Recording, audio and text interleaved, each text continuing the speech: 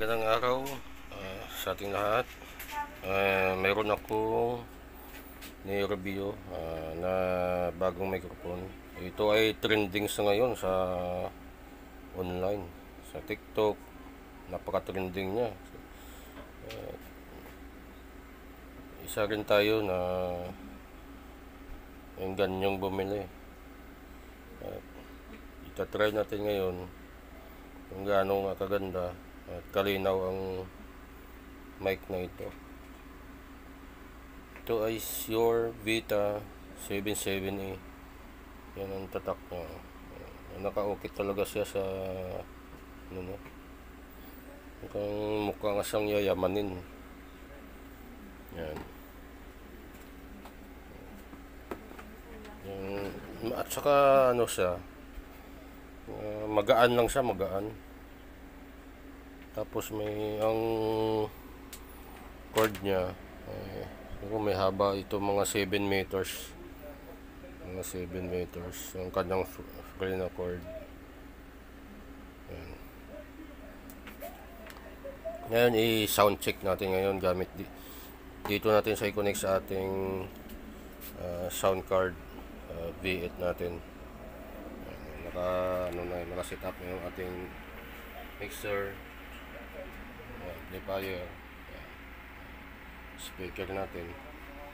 Yan i-sound check natin kung gaano kalinaw ang kanyang tunog. Ngayon i-test na natin kung gaano kaganda. I-on na natin. Volume. Hello. Sound check.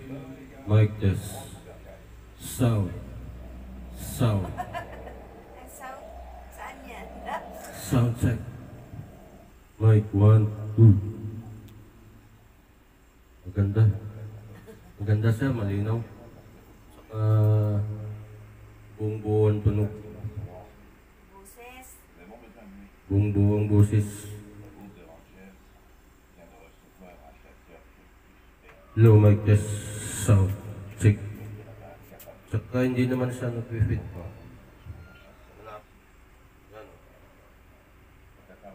Malapit lang yung mga speaker sa akin. Hindi naman nag-fit pa. Maganda siya. Malinaw nga, totoo nga.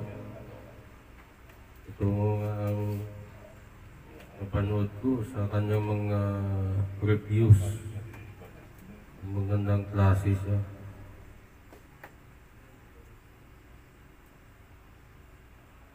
Sound check. Mic 1. Sound check. 1, 2.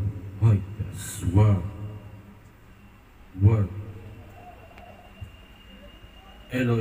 Sound check. Sound check. 1, 2. Bawasan natin ang ito. Sound check. Sound. Yan ang tunog niya pag walang echo. Sound check. Mic 1. Lagyan natin ng echo. Sound check. Sound check. Mic 1. Sound. Hello. Sound. Okay siya. Quality siya. Maganda yung pick up niya. Dynamic talaga siya. Dynamic microphone. Approve siya sa akin. Okay guys, maraming salamat.